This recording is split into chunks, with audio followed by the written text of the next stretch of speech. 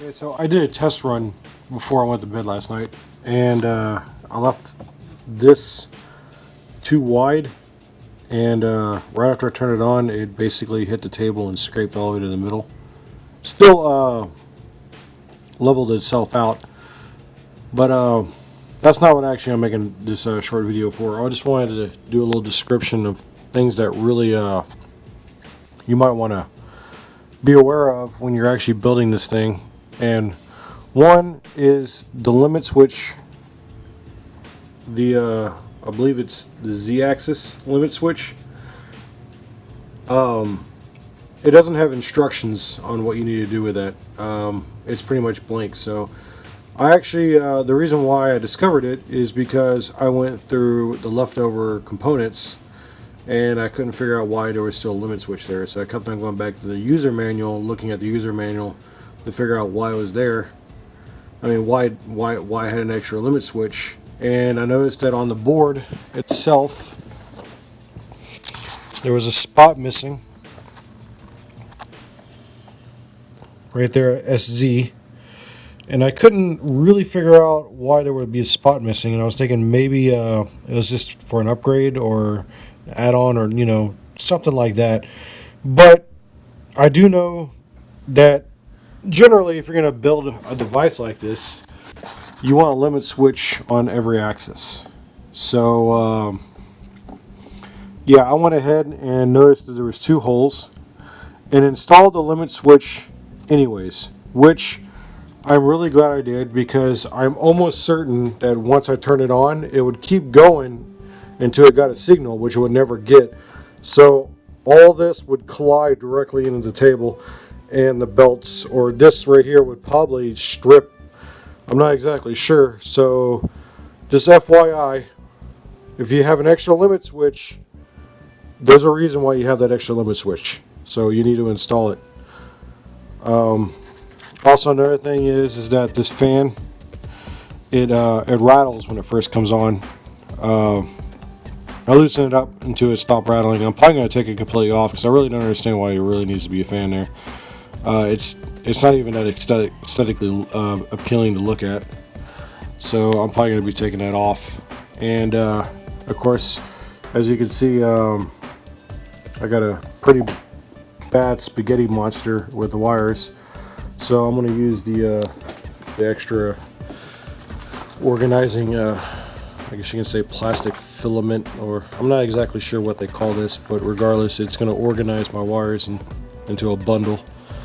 So, oh yeah, one more thing. This is also a limit switch. It came with the 3D printer.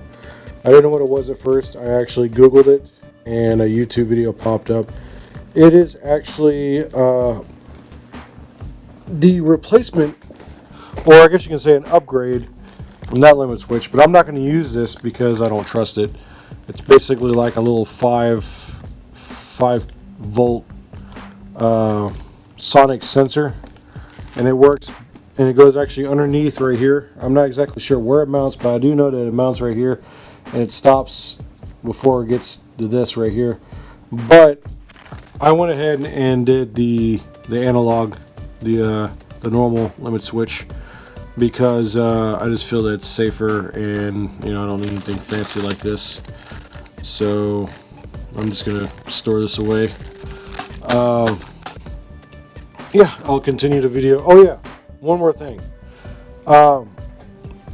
Before you ever turn it on, make sure that you go through every single wire location, because before I even turned it on, I noticed that I had some of my motors plugged in wrong.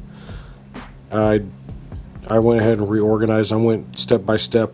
You can see on these tabs, E's for extruder, and then there's going to be a tab on each one of these: X-axis, the Y-axis up and down, Z, all that stuff. There's going to be a number on them, so you want to make sure that you get that in the right order. I'm not exactly sure what would happen if it's in the wrong order, but I'm glad that I double checked on that. And also the bed plugs directly into the board. It doesn't go into the power supply. So That's one thing I was concerned about. I was like, man, it looks like it goes into the power supply, but it doesn't. I'm not exactly sure what would happen if you got that wrong, but I'm pretty sure it'd probably be pretty detrimental. Maybe even overdoing the hot bed in. The machine probably wouldn't even come on. And if you left it plugged in, I don't know how hot this would get. And I'm assuming that I had if you plugged into the power supply wrong, and which I was about to do, and I stopped myself at the last minute because I'd noticed that on the schematic, the actual board itself, had these spots, and I do know they need to be occupied by something. So when I actually plugged in the bed to the board, because it's red and black, and red and black is in the instruction manual, but I was thinking maybe it was piggybacking off the same cords and back over here, but no, that's not the case. I noticed that the actual power supply, power inputs right here were not occupied, and I looked around and I found that the wire had fell out of the box onto the floor, so I then plugged it in all correctly. Always triple and double check what you're doing. I can't stress that anymore. I was really surprised when I first turned it on. The only thing that happened was this scratch across here. It had all the limit switches. It's basically good. So I'm going to bundle up the wires and then do a test run, and I'm going to record it. And probably just going to print a block, because I've been told the blocks are the best to try to kind of calibrate where your heat gun, your extruder is going to be at, so on and so forth, to level, to basically get it to the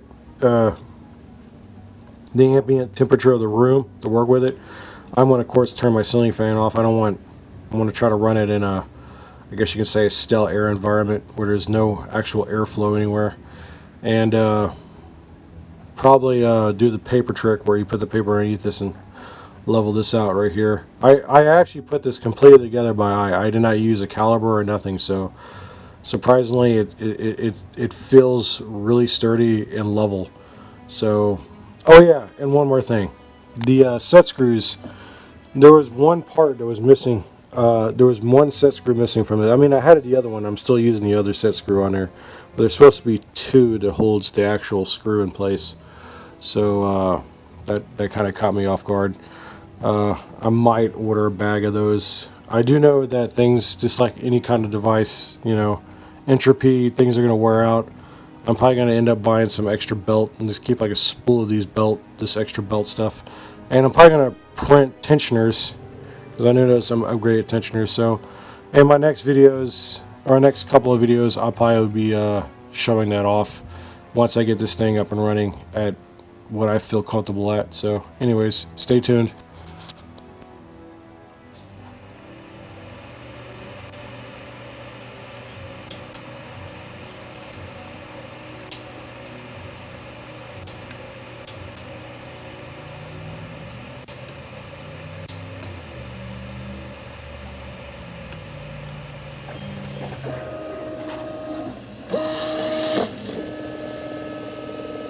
Now, I used a postage stamp to level this, all four corners manually. It does still hit the tape and fill it up right there once it calibrates, but I'm too impatient to redo the tape. Alright, so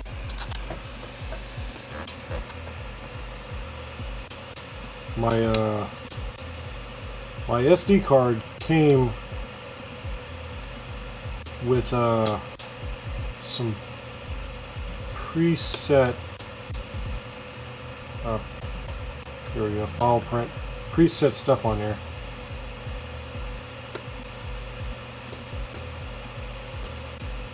I don't like how it's just showing me that. I guess English material, installation. I believe those are the file names, because the little picture of the file. So what I want to do is go here. I'm looking for a box.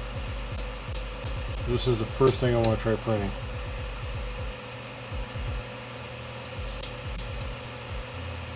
Alright. So I'm assuming the actual software has preset settings once you make a or whenever you access a 3D print schematic, that the actual temperature of the hot gun, as well as the locations on the board XYZ is located.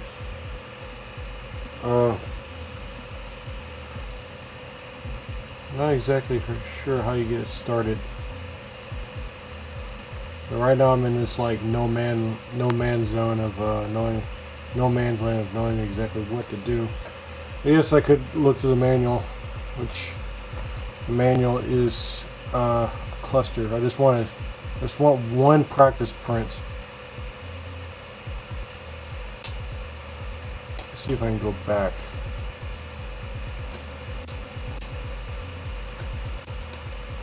Print file. I think I'm clicking the wrong things. So what I want to print that one. And it just goes to this. It goes to idle. I don't know what idle means.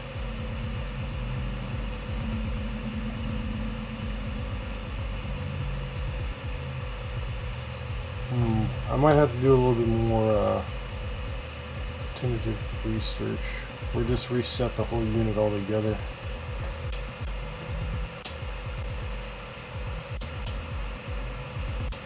These printed. Okay, let's do this. Let's do quick settings. I'm gonna do home all, which puts everything back. Puts everything up against the limit switches.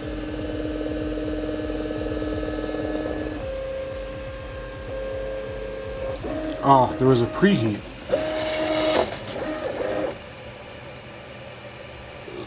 Speed of flow. I wish there was like a test. That's what I really want, a test.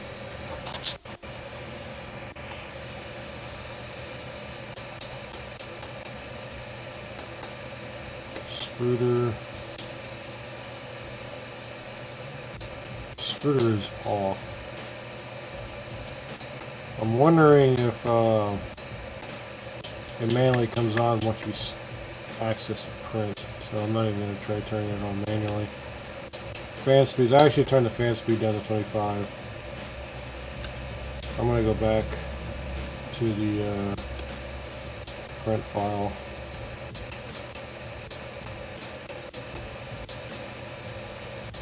Brush barrel, chest, figure, pyramid. Let's do pyramid. See if it'll do pyramid. Now it's on idle again. I wonder if there's more information. See, one thing that's got me concerned is that I don't see any temperature writing on E1, which is the extruder.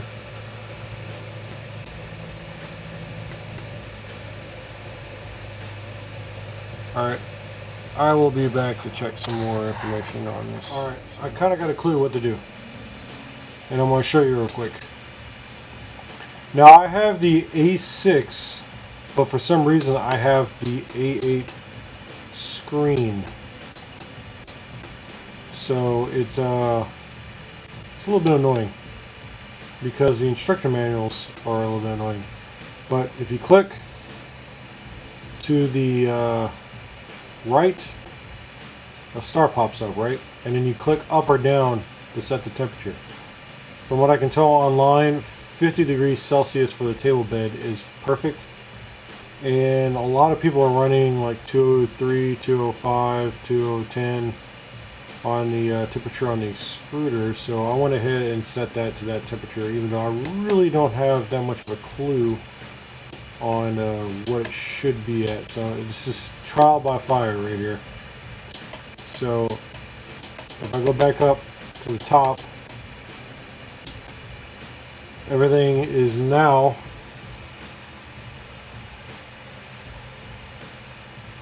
warming up. Now I went ahead and pushed the filament manually through. I'm using black, and I don't know if you're supposed to pull on it or what, but see a little stringer came out. I don't know if you can see that or not. So I stopped pushing it through. So it's definitely warming up, and it warms up fast. So I'm going to go ahead and try to access the print file once again. What I'm going to do is I'm going to go to print file.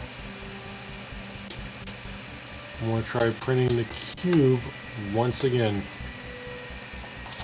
So give me 1 second, I can't see my camera screen. There we go. Alright. Oh! Apparently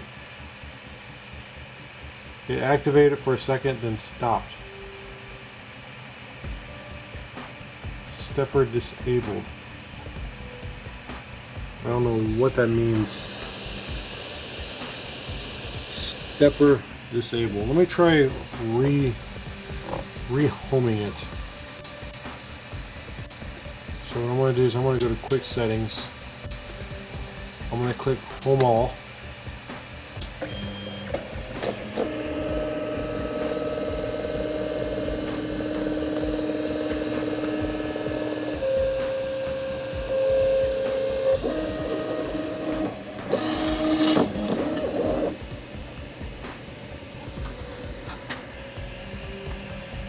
I'm going to go back and try doing the print. Okay, it's okay. I think I might have discovered something. It says to adjust the Z by 0.300 millimeters, which I'm assuming is this puppy right here. But how do you adjust the Z?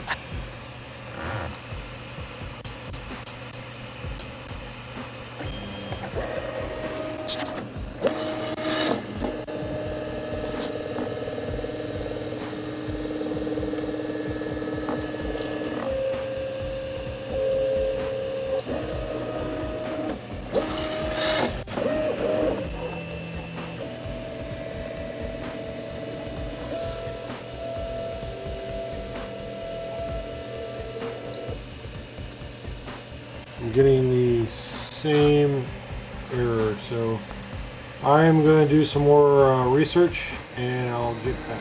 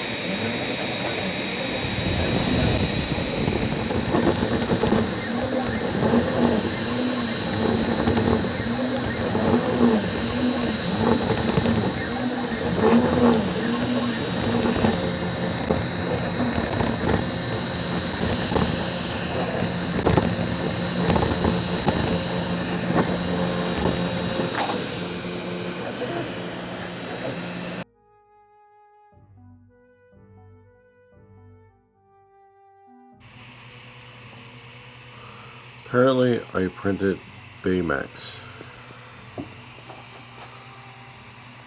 And he's a pain in the ass to get off. Yeah.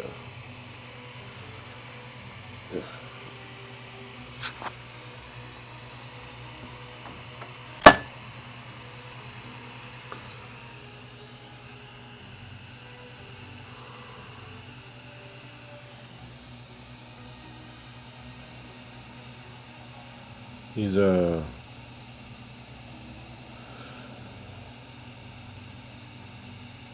a good test run, because I can